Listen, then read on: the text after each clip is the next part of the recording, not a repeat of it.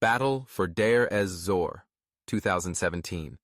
In the vast desert expanse of eastern Syria, where the Euphrates River winds through arid landscapes, a decisive battle unfolded in 2017 that would reshape the trajectory of the Syrian conflict and solidify Iran's grip on the region.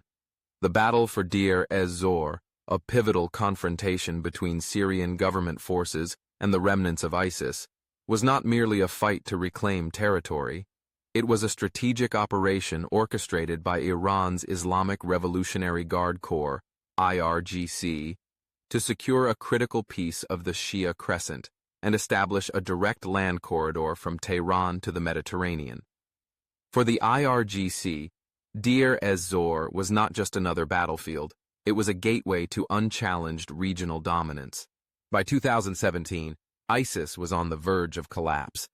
Its so-called caliphate, which had once stretched across vast swaths of Iraq and Syria, was rapidly shrinking under the pressure of US-backed Kurdish forces, Syrian government troops, and Russian air power. But as ISIS retreated from its strongholds, a new contest emerged over who would control the territory it left behind. Deir ez-Zor, a strategically vital city near the Iraqi border and home to some of Syria's richest oil fields, became the ultimate prize in this high-stakes power struggle. For the IRGC, securing Deir ez-Zor was about far more than defeating ISIS. Controlling Deir ez-Zor would allow Iran to complete its long-sought land corridor stretching from Iran through Iraq and Syria to Lebanon, providing an unbroken supply route to Hezbollah and other Iranian proxies. This Shia Crescent, as it came to be known, was central to Iran's strategy of projecting power across the region and encircling its adversaries, particularly Israel and Saudi Arabia. The IRGC was determined to ensure that Deir ez-Zor did not fall into the hands of US-backed Kurdish forces or Sunni Arab militias, which would have disrupted Iran's vision of regional hegemony. The IRGC's campaign to secure Deir ez-Zor was led by its elite Quds force under the direct command of General Qasem Soleimani. Soleimani, whose reputation as a master strategist had been cemented in battles across Iraq and Syria, recognized the strategic importance of Deir ez-Zor and moved quickly to orchestrate a multi-pronged assault that would overwhelm ISIS and consolidate Iranian control over the region. The IRGC's plan for Deir ez-Zor relied on a potent mix of Iranian-backed Shia militias, Syrian regime forces, and Russian air power. Thousands of fighters from the Fatemiyun division, composed of Afghan Shia militants, the Zainabiyun Brigade, Pakistani Shia fighters, and Hezbollah were deployed to the front lines. These militias, trained and armed by the IRGC, brought with them a wealth of combat experience gained in the brutal urban battles of Aleppo and Palmyra. Under the supervision of Iranian advisors, these forces launched a relentless ground offensive to encircle and eliminate ISIS remnants in Deir ez-Zor. Iran's strategy was not limited to conventional military tactics.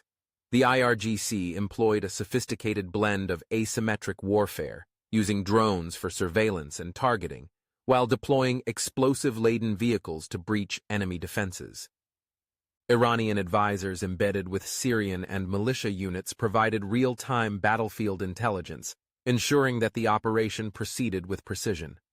The IRGC's use of psychological warfare, including propaganda aimed at demoralizing ISIS fighters and rallying local communities to the regime's side, further tilted the battle in Iran's favor. By September 2017, after months of intense fighting, Deir ez-Zor was finally liberated. The defeat of ISIS in the city was hailed as a major victory for the Syrian government and its allies, but the real beneficiary was Iran. With Deir ez-Zor firmly under its control, the IRGC had achieved its long-sought objective, securing the final link in its land corridor to the Mediterranean. The battle had not only crushed the remnants of ISIS, but also cemented Iran's influence over eastern Syria, giving Tehran a direct route to supply Hezbollah and other proxies with weapons, fighters, and resources. The capture of Deir ez-Zor also had profound implications for the broader geopolitical landscape. Iran's control over the region gave it leverage over key oil fields and energy resources, providing a critical economic lifeline to Assad's regime and ensuring that Syria would remain firmly within Iran's orbit.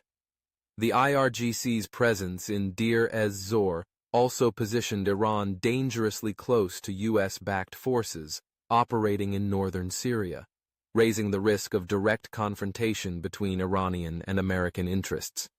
But the IRGC's victory in Deir ez-Zor came at a heavy cost. The campaign had left the city in ruins, with thousands of civilians killed and entire neighborhoods reduced to rubble. The IRGC's reliance on sectarian militias fueled deep resentment among the Sunni population, creating a legacy of bitterness that would linger long after the battle was won. The heavy-handed tactics employed by Iranian-backed forces, including extrajudicial killings and forced displacement of Sunni communities, further alienated local populations and planted the seeds for future insurgencies. For Iran, however, the costs of securing Deir ez-Zor were a small price to pay for the strategic gains it had achieved. The IRGC's success in Deir ez-Zor was a validation of its strategy of using proxy forces and asymmetric tactics to reshape the Middle East in Iran's image. The victory allowed Iran to extend its influence deep into eastern Syria, giving it a platform to project power across the region and challenge U.S. and Israeli interests. But the IRGC's ambitions did not stop with Deir ez-Zor. Iran's control over eastern Syria provided Tehran with a springboard to expand its presence along the Iraqi border and consolidate its hold over critical supply routes.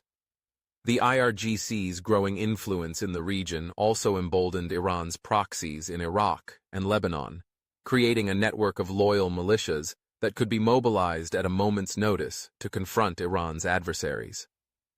The battle for Deir ez-Zor was more than just a military victory. It was a strategic triumph that solidified Iran's position as a dominant force in the Middle East. The IRGC had not only crushed ISIS, but had also secured a vital corridor that would allow Tehran to advance its regional ambitions for years to come.